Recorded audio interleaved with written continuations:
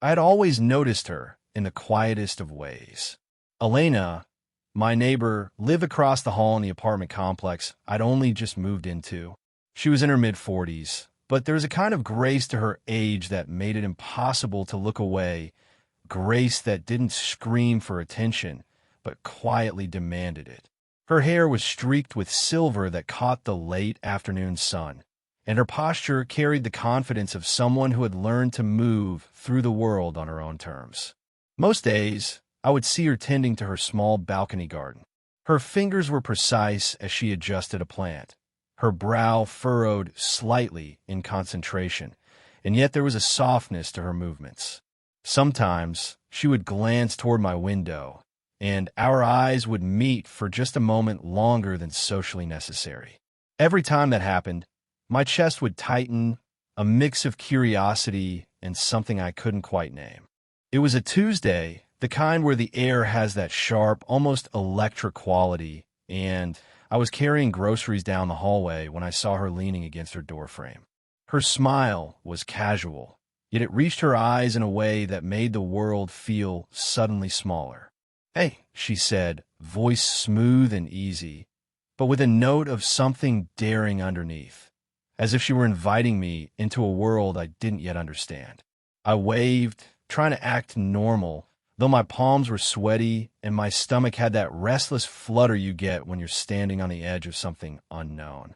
I managed, my voice somehow too loud in the quiet hallway. She stepped aside, gesturing toward the open door. "Come in. I'll show you why age doesn't matter." I froze, the words hanging in the air like they had weight. They were playful, almost teasing, but underneath I could sense a kind of seriousness, like she wasn't just talking about numbers, but about something deeper. My heart thumped erratically, and for a moment I debated. Should I? Could I? What would happen if I crossed that threshold?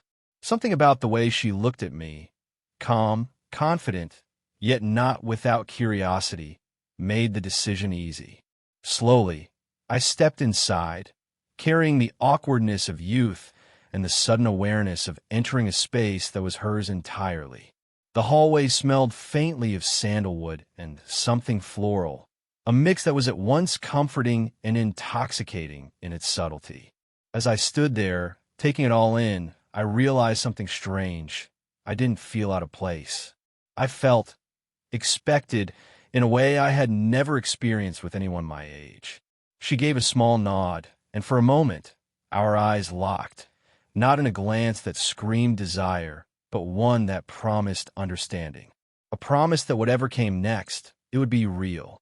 And in that quiet, suspended moment, I realized just how far a simple invitation could reach. The moment I stepped inside Elena's apartment, it felt like I had crossed into a different rhythm of life. A quieter, warmer world where time seemed to slow just enough to notice the little things. The door clicked shut behind me, and the faint scent of jasmine mingled with the soft musk of old books. There was an ease to her home that I envied. Well-loved furniture, the gentle hum of a ceiling fan, and walls lined with framed photographs, some of travels, others of friends and family. Each picture told a story I wasn't yet allowed to read, but I could feel their presence, like whispers of a life fully lived. Elena moved with a grace that made every step seem intentional. She gestured toward a small wooden table in the corner. "Tea?" she asked, her voice low, calm, but somehow vibrating with energy. I nodded, and she disappeared into the kitchen. When she returned, the cup in her hands brushed against mine just briefly as she handed it over. The contact was fleeting but electric. A shiver ran up my arm, not from the warmth of the tea alone, but from the subtle intimacy of the touch. I tried to focus on the cup, on the scent of chamomile and honey rising from it, but her presence dominated the space. She sat opposite me, and even from a distance, I noticed the quiet details, the way her fingers curled around the handle, the slight tilt of her head as she studied me, and the way her eyes softened when I met her gaze. It wasn't flirtation in the obvious sense. It was attention, full, deliberate, and entirely consuming. The apartment itself seemed to mirror her personality, comfortable but elegant, layered yet simple. Soft pillows were casually draped across the couch, a warm throw folded neatly over the armrest. Books lay stacked in uneven towers, some with bookmarks peeking out like little secrets. There was music playing softly in the background, classical yet unassuming, and for a moment I caught myself holding my breath, afraid to break the spell of quiet familiarity she had built around us. As we talked, I became aware of her body language, subtle, deliberate gestures that communicated as much as her words. She leaned slightly forward when she spoke, letting the space between us shrink just enough that I felt her energy brush against me. When I laughed at something she said, she did too, and our shared smiles hung in the air longer than necessary, weighted with a strange tension I didn't yet understand. And then, almost without realizing it, the moment stretched. Her hand hovered near mine on the table, a question without a voice, an unspoken dare. I wanted to reach out, to close the small gap, but I hesitated, aware of the line we hadn't yet crossed. There was comfort in the pause, though, a promise that when the time came, it would be right. I sipped my tea, feeling its warmth spread through me, but it was nothing compared to the quiet heat of her gaze, the way she carried herself, the subtle pull that seemed to say, "Here, now, there is no age. There is only this." And in that small, sunlit apartment, I realized that stepping across her threshold was not just a physical act. It was the first step into something entirely new, something I wasn't ready to name, but already afraid to leave behind. After a few minutes of comfortable silence, Elena leaned back slightly in her chair, eyes tracing the edges of the room as if she were about to reveal a secret. I felt a nervous anticipation, that peculiar mix of excitement and hesitation that comes when someone makes space for you in their life. The kind of space that is both inviting and sacred. I sometimes forget that people my age still notice things like she trailed off, gesturing vaguely at the plants, the books, the small details of her home. I caught the faintest hint of vulnerability in her voice, a softness behind her usual confidence. "What things?" I asked, leaning forward slightly, trying to close the invisible distance between us, not physically, but emotionally. "The little things," she said, a small smile tugging at the corners of her lips. "The things people overlook. The quiet rhythms of life that matter." She paused, letting her words hang in the air. I noticed how her fingers brushed lightly against the table, almost absent-mindedly, and the way her hand lingered near mine just a fraction longer than it needed to. We really talked about things I hadn't expected, about books that shaped her, music that soothed her, the subtle regrets that everyone carries but rarely admits. I shared some of my own stories, hesitations I usually kept locked away. The conversation unfolded slowly, organically, each word a brushstroke painting the outline of a connection I hadn't known I craved. At one point, she laughed softly, a warm, melodic sound that seemed to echo in the small room. Her eyes crinkled at the corners, and I found myself staring a moment too long, captivated not just by her beauty, but by the life that radiated from her, an elegance tempered by wisdom, confidence softened by quiet vulnerability. She paused suddenly, her gaze settling on me in a way that made my chest tighten. "You know," she said quietly, "I don't often feel truly seen. But with you it's different." Her words were simple, but the weight behind them pressed into me like a gentle hand against my heart. I wanted to tell her that I felt the same, that in her presence, the noise of the world faded, and all that remained was clarity, warmth, and the subtle thrum of anticipation. Her hand moved again, this time brushing briefly against my forearm as she reached for her cup. The touch was light, fleeting, but electric. It grounded the moment, made it more intimate without a single word.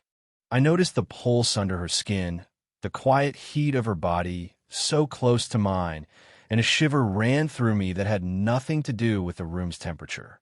For a long while, we simply lingered there, talking, laughing, and sometimes sitting in silence that felt far heavier than conversation. There was an unspoken agreement that this moment, this rare, fragile closeness, was safe. No rush, no expectation, just the gentle, deliberate unfolding of two people recognizing each other across the gulf of years, experiences, and quiet longing. And as I left her apartment that evening, the smell of jasmine still clinging faintly to my clothes, I realized something profound. Connection isn't dictated by age.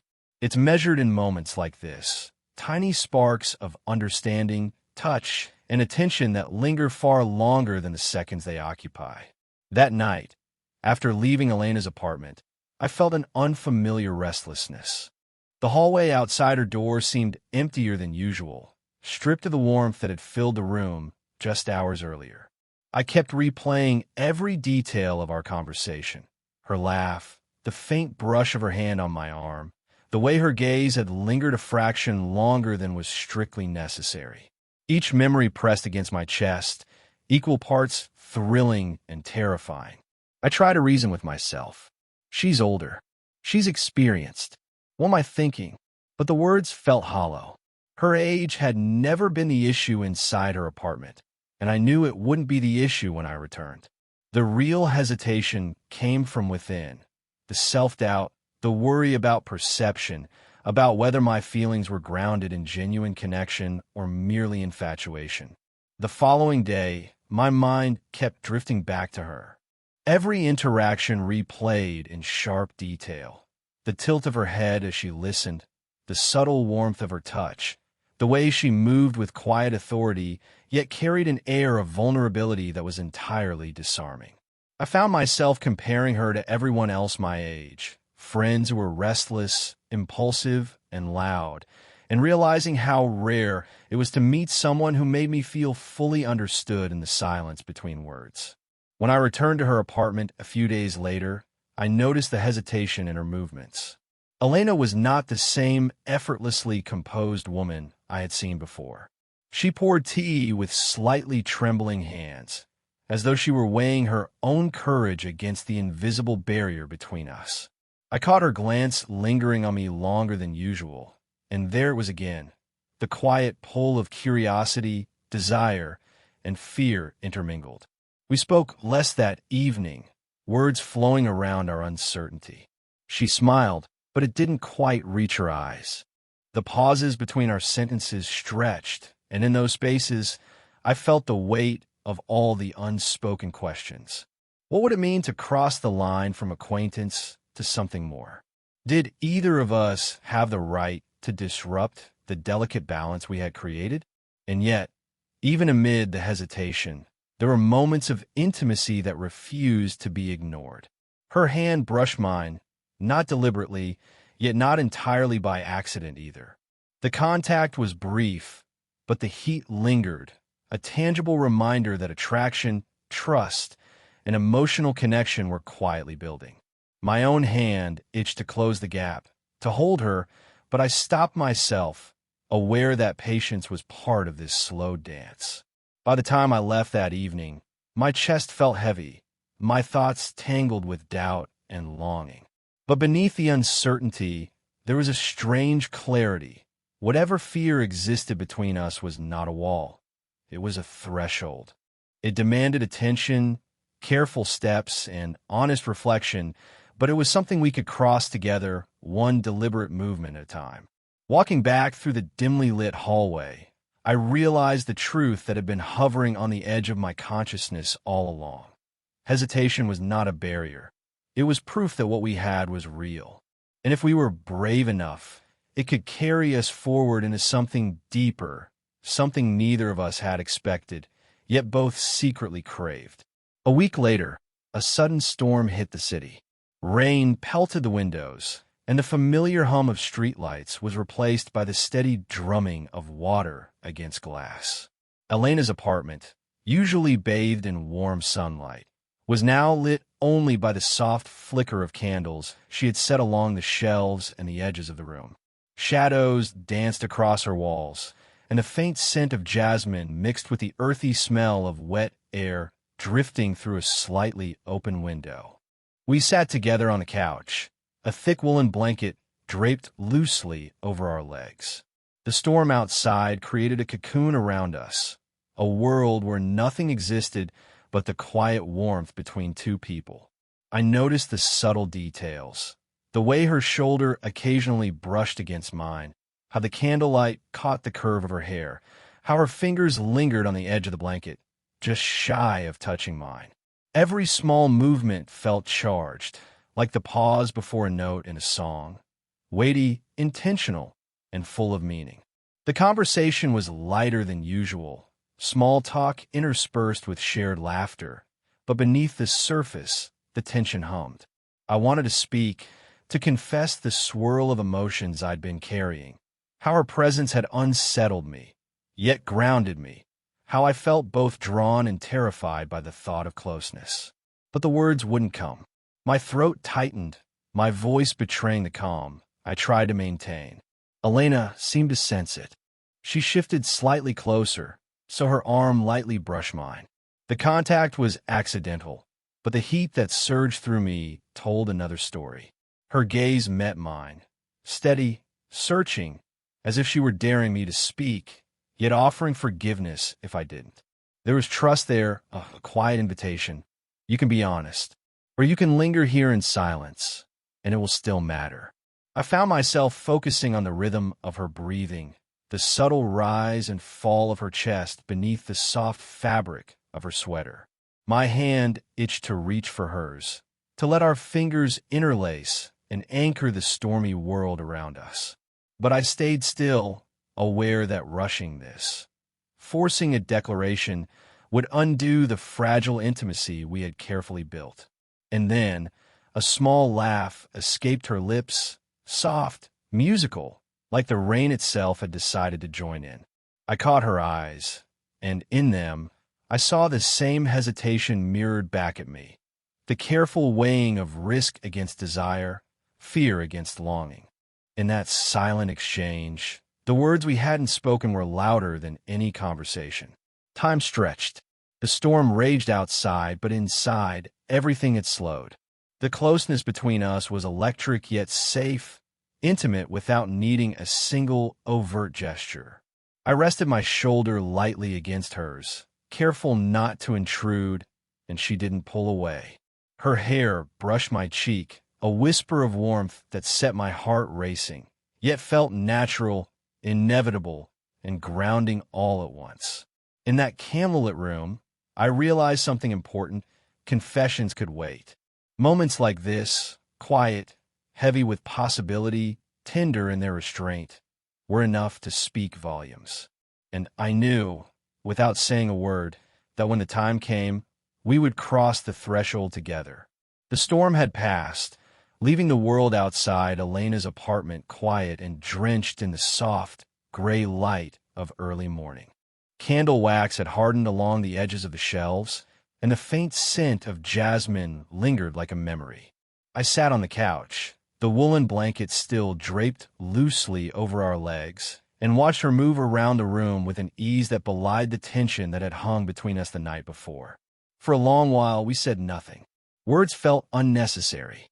Instead, we shared the kind of silence that hums with unspoken truths, the kind that makes your chest feel heavier, yet lighter at the same time. I noticed every detail, the soft brush of her hair against her shoulder, the quiet way she adjusted the blanket around us, the gentle rise and fall of her breathing as she leaned back, studying me with an intensity that was both comforting and frightening. Finally, she broke the pause, her voice soft and deliberate. "You think too much about tomorrow," she said, her eyes fixed on mine. "Right now, we're here. That's enough." Her words were simple, but they carried the weight of everything we hadn't said. The hesitation, the fear, the longing. Her hand reached out slowly, tentatively, and rested over mine. Her fingers were warm, soft, yet firm enough to anchor me in the moment. I could feel the pulse under her skin, subtle but steady, and it made my heart thrum in a way that was both thrilling and terrifying. I squeezed her hand gently, careful not to startle her, careful to honor the fragility of the trust we had built. She shifted slightly closer, letting her head rest against my shoulder. The contact was light, but it carried a gravity that neither of us needed to verbalize. I felt the warmth of her hair brushing my cheek, the gentle pressure of her body against mine, and the quiet certainty of a connection that didn't need words to be understood. "I don't usually let people in," she murmured, almost to herself, "but with you it's different." The confession was fragile, weighted with vulnerability, and I felt the same truth mirrored in my chest. I wanted to tell her everything, how her presence unsettled me, how I had been thinking about her constantly, how even the smallest touch made the world feel more vivid. But I stayed still, letting the moment speak for us.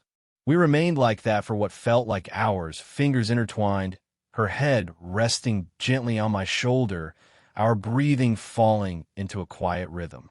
The world outside could wait. The fear, the hesitation, the judgments of others, they didn't matter here.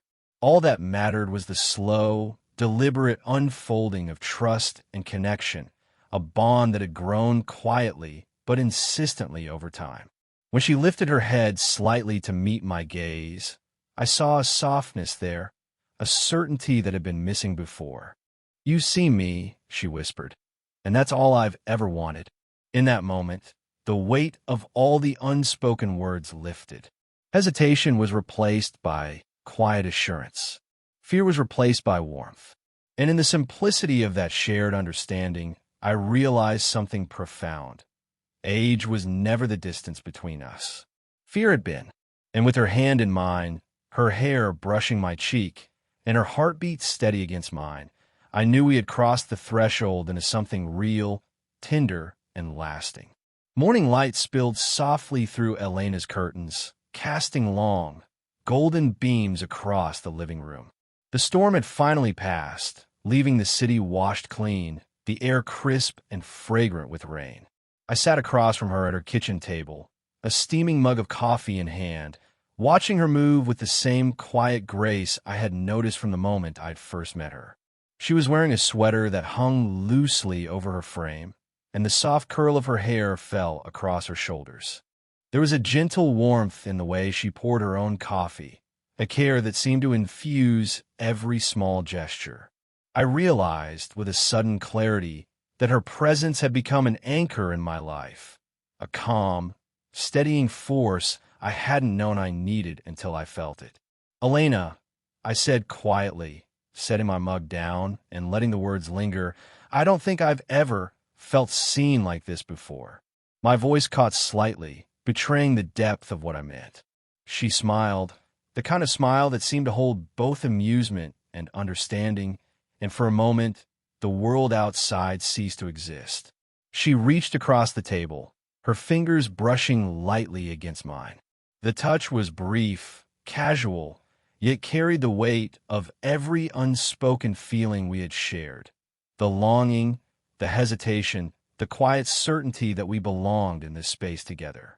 "You see me," she said softly, leaning forward just enough for her shoulder to graze mine. "And that's enough. Nothing else matters. Not age, not what anyone else thinks. Just this us." Her words weren't dramatic. They weren't designed to sweep me off my feet.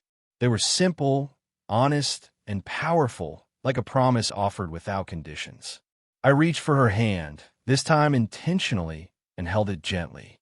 The warmth of her skin, the subtle pulse beneath her fingers, made me feel grounded, alive, and fully present.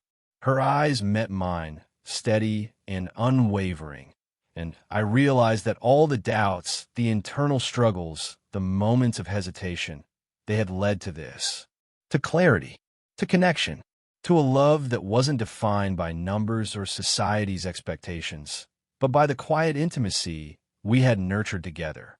We lingered at the table for a while, speaking softly about nothing and everything, our hands intertwined. There were small touches, her fingers brushing my palm, my thumbs stroking the back of her hand, that carried volumes without a single word. Every gesture was deliberate, intimate, and warm, a confirmation of the bond that had grown between us. When it was time for me to leave, she stopped me with a gentle touch to my cheek. Her hand lingered there, the skin soft and reassuring, and she pressed a tender kiss to my temple. "Stay," she whispered, her eyes sparkling with a mixture of certainty and playfulness. "Or don't, but know that you're welcome here, always." I smiled, feeling a lightness in my chest I hadn't known before. For the first time, I understood what she meant when she said age didn't matter. It wasn't a lesson in numbers. It was a lesson in presence, in honesty, in the courage to let someone see you fully and to see them in return. As I stepped out into the sun-drenched hallway, I felt the warmth of her hand in mine, the memory of her head against my shoulder, the quiet strength of a connection that had been worth every pause, every hesitation. Age had never been the distance between us. Fear had been. And in letting it go, we had found something enduring, tender, and infinitely real.